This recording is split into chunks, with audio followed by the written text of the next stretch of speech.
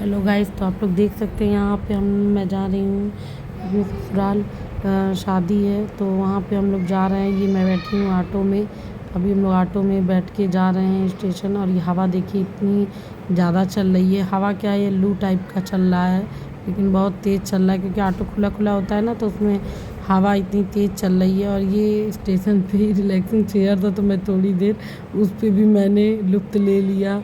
और ये हम लोग स्टेशन पे आ गए हैं। पता है कि ट्रेन थोड़ा ये पटरियाँ बन रही हैं ना, तो काफ़ी ट्रेनें निरस्त बीच हो गई थी, तो हम लोग को दूसरी ट्रेन का रिजर्वेशन कराना पड़ा। तो ये ट्रेन जो है थोड़ा प्लेटफॉर्म से आगे आ रही थी। डब्बा जो हम लोग का था वो काफ़ी आगे था, तो हम लोग आगे सामान लेके आए। लगेज देखिए कितना भी चाहो ना कम लेके जाओ, लेकिन हो जाता है ज़्यादा ही करते करते, क्योंकि शादी के कपड़े वपड़े ऐसे होते हैं ना कि जो रखना ज़रूरी होता है, कुछ छोड़ भी नहीं सकते हैं।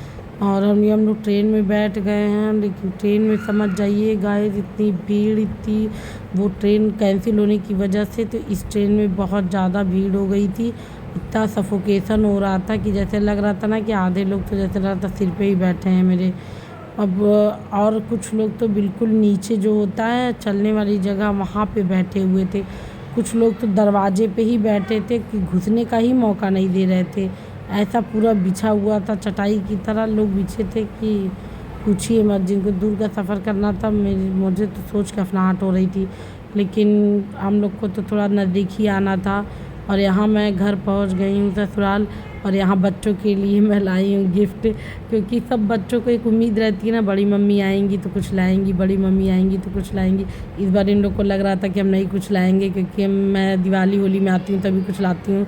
तो इन लोग को लग रहा था कि शादी में आ रही हैं बड़ी मम्मी तो कुछ नहीं लाएंगी, लेकिन सब बच्चे खुश हो गए। मुझे बहुत अच्छा लगता है जब बच्चे खुश हो जाते हैं, तो अच्छा लगता है ना, क्योंकि हम हमेशा बार बार तो आते नहीं हैं। तो सबके चेहरे पे एक स्माइल देख के बहुत ही अच्छा लगता है। और मैं घर की बड़ी हूँ तो बच्चों को उम्मीद भी रहती है कि हाँ बड़ी मम्मी आएंगी तो कुछ लाएंगी, कुछ लाएंगी। नहीं बड़ा तो छोटा ही सही, लेकिन लाती हूँ जो भी मेरे समझ में आता है।